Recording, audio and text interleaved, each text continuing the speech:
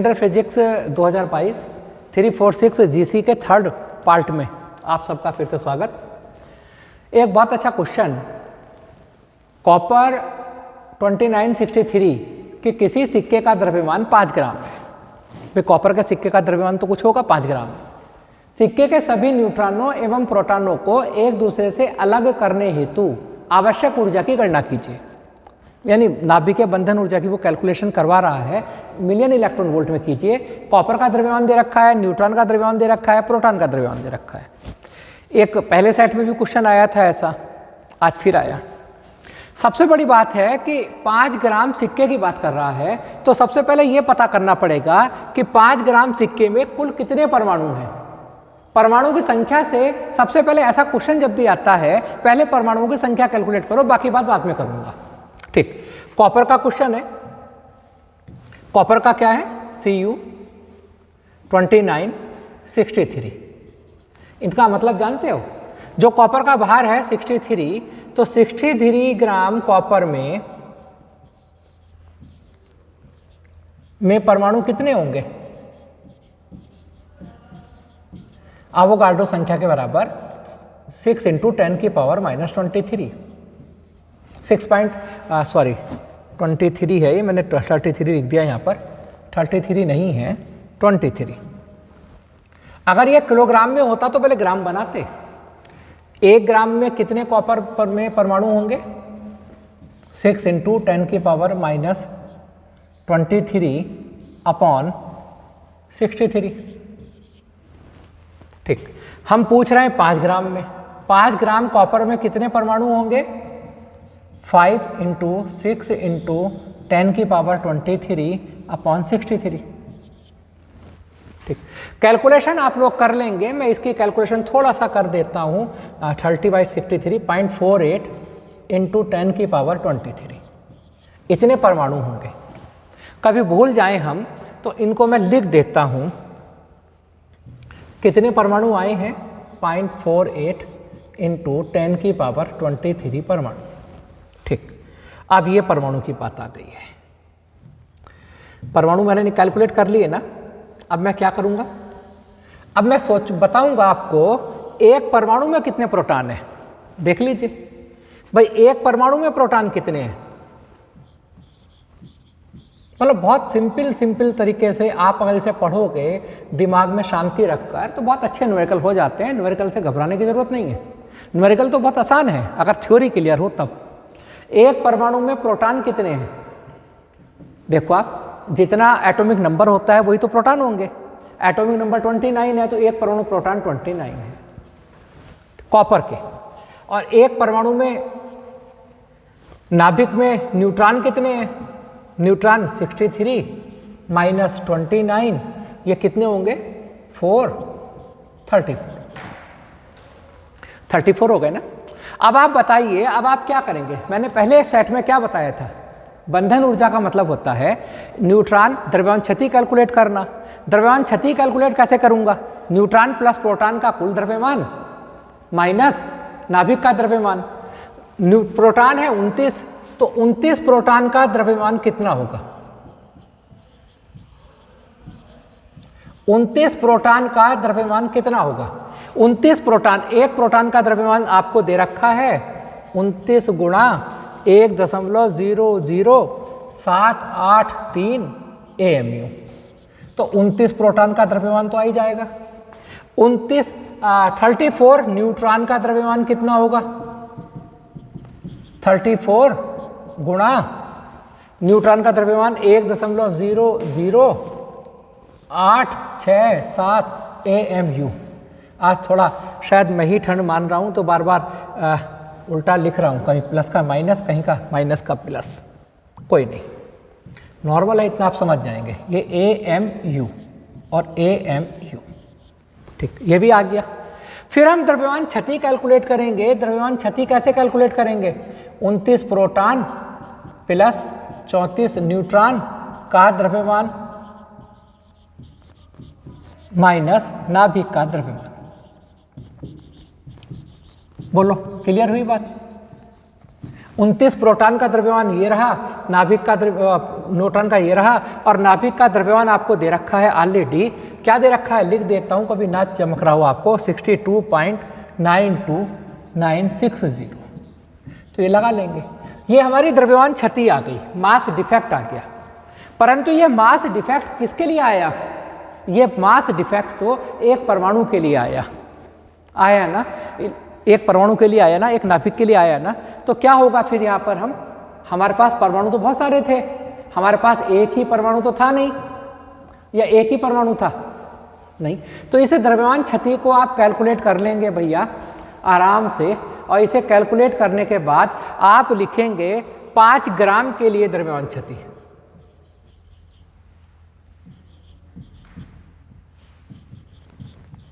कैसे कैलकुलेट करेंगे? मतलब इन क्वेश्चन में हम मानता हूं मैं कि न्यूमेरिकल में गुणा भाग थोड़ी ज़्यादा है, प्रैक्टिस होनी चाहिए। कैलकुलेटर या मोबाइल का यूज करेंगे ना तो गुणा भाग कभी नहीं सीखेंगे। आप लिखेंगे नहीं तो हिंदी भी गलत लिखना शुरू कर देंगे, है ना। बहुत से बच्चों में आजकल केवल देखकर सुनकर ही पढ़ने की प्रवृत्ति हो रही है, वो गलत है। हिंदी भी सही नहीं होगी आपकी। 5 ग्राम के लिए द्रव्यमान क्षति, 5 ग्राम के लिए कितनी होगी भाई? एक परमाणु के लिए जो आई थी हमने कैलकुलेट कर लिया था, 5 ग्राम के लिए परमाणुओं की संख्या गुणा जो अभी इसे डेल्टा एम डैश कह देता हूं, जो पीछे डेल्टा एम कैलकुलेट किया था वो वैल्यू यहां आ जाएगी इतने एएमयू। फिर बंधन ऊर्जा ज्ञात करनी है तो E बराबर 931 गुणा डेल्टा एम डैश, यानी कि 931 गुणा 0.48 इंटू 10 की पावर 23 गुणा डेल्टा एम।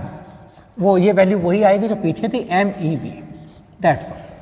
अगर वो प्रति न्यूक्लियॉन बंधन ऊर्जा ज्ञात करता है तो प्रति न्यूक्लियॉन बंधन ऊर्जा का फॉर्मूला होगा कुल बंधन ऊर्जा बटे न्यूक्लियॉनों की संख्या। कुल बंधन ऊर्जा आपने कैलकुलेट कर ही ली है, न्यूक्लियॉनों की संख्या 63 है। जो परमाणु भार होता है वही न्यूक्लियॉनों की संख्या होती है, MeV पर न्यूक्लियॉन। तो दोनों आंसर यहाँ आ गए। मैं कहना ये चाहूँगा आपसे, आप जरूर अनसोल्व कर रहे हैं तो इसे खाली देखें ना, बीच में अपने नोट शीट बनाते रहें, कॉपी लेकर बैठा करें।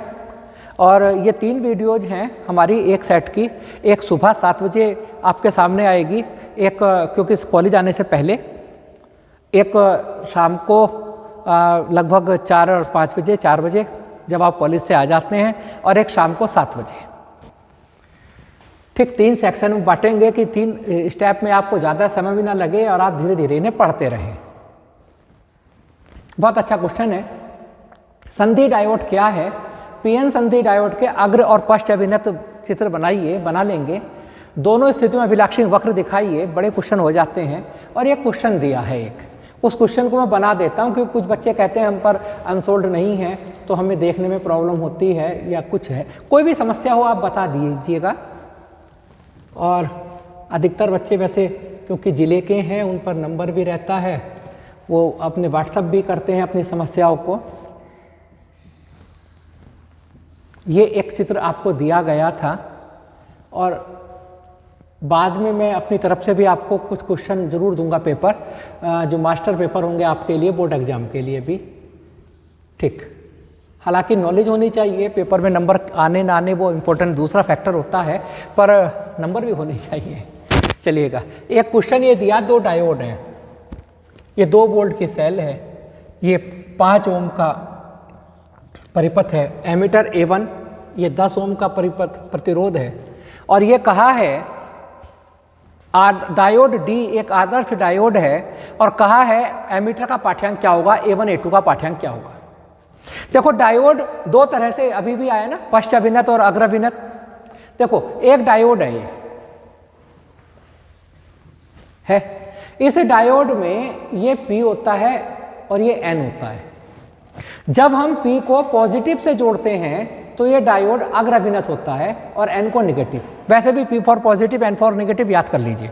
अगर P को पॉजिटिव से जोड़ते हैं तो ये अग्र अभिनत होता है N को निगेटिव से।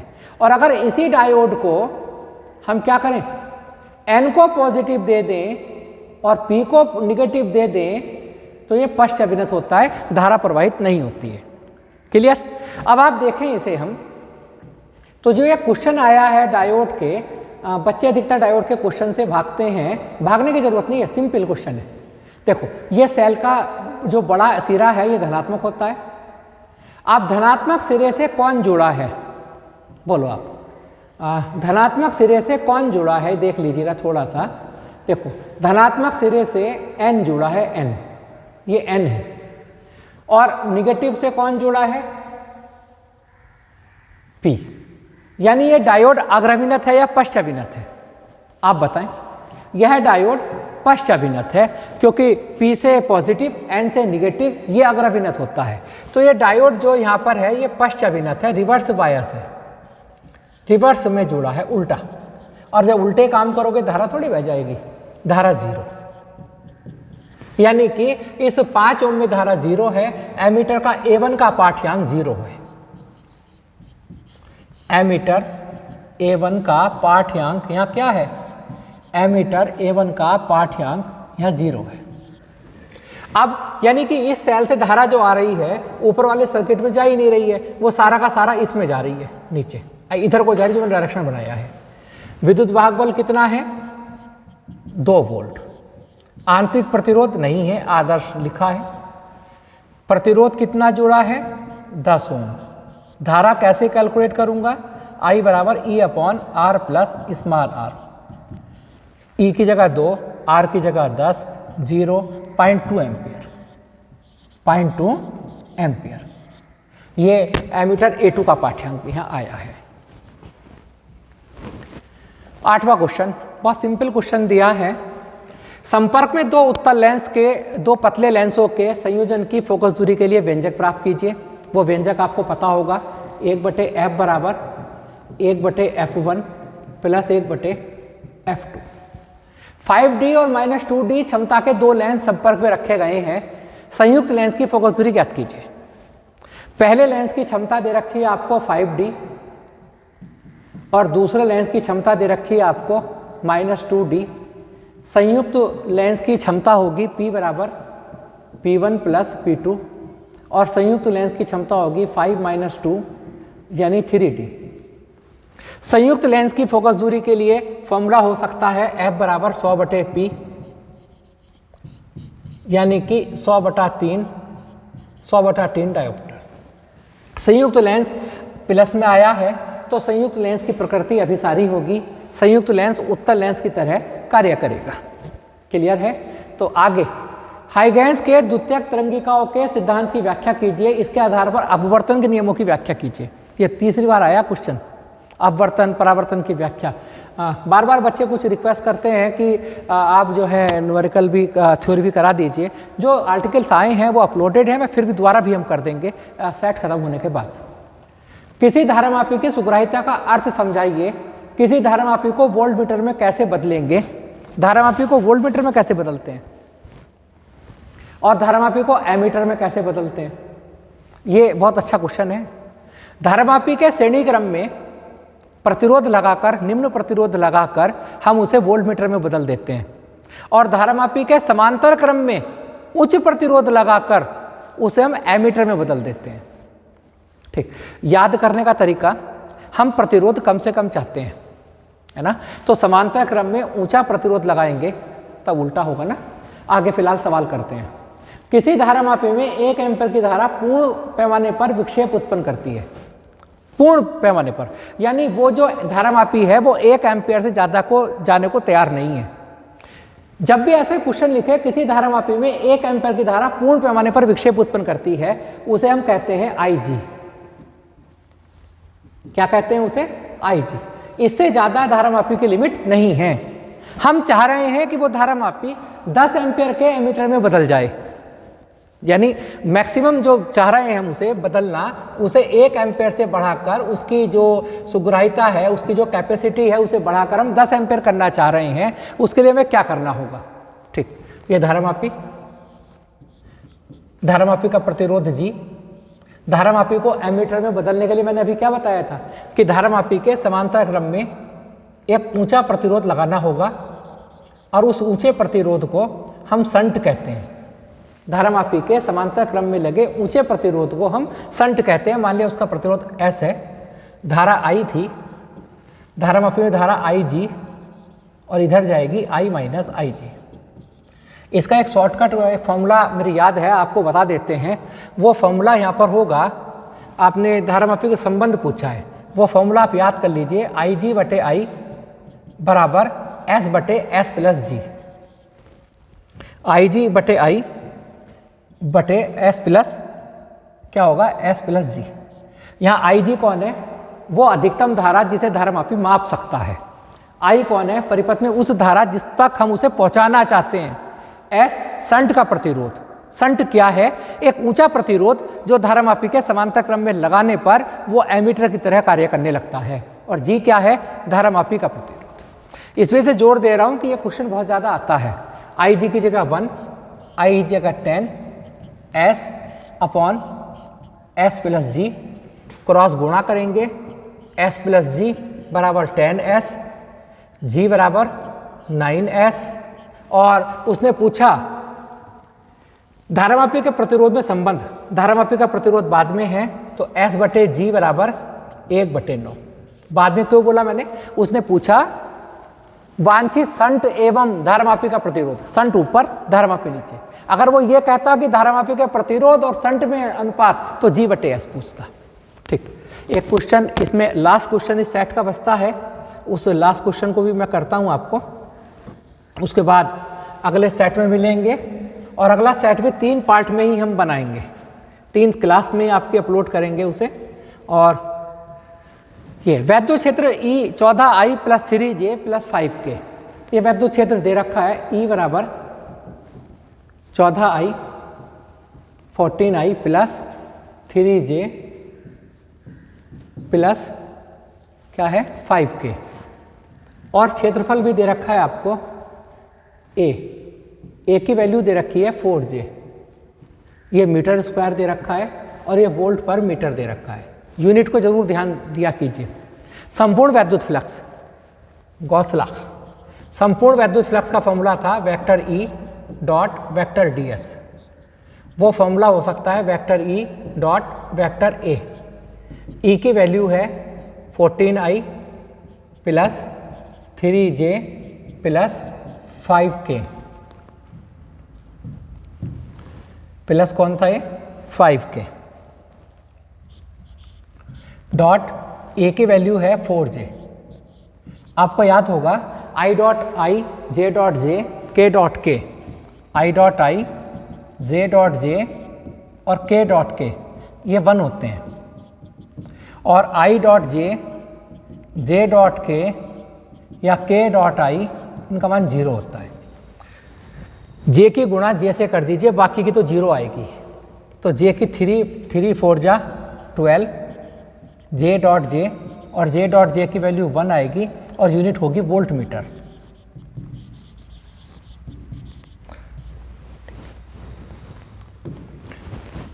थैंक यू, नमस्कार।